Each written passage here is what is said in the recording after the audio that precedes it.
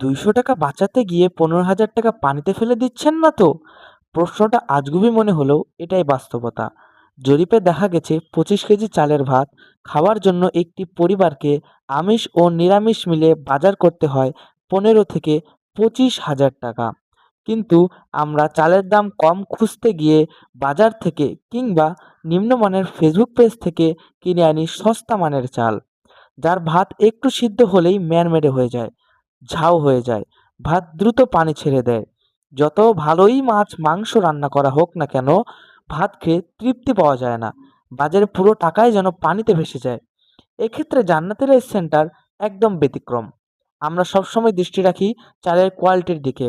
আমরা বাছাইকৃত সেরা ধান থেকে একদম ন্যাচারাল প্রসেসে সর্বোৎকৃষ্ট মান নিয়ন্ত্রণের মাধ্যমে বেছে আনি সেরা চাল, যার ভাত হয় একদম ঝরঝরে।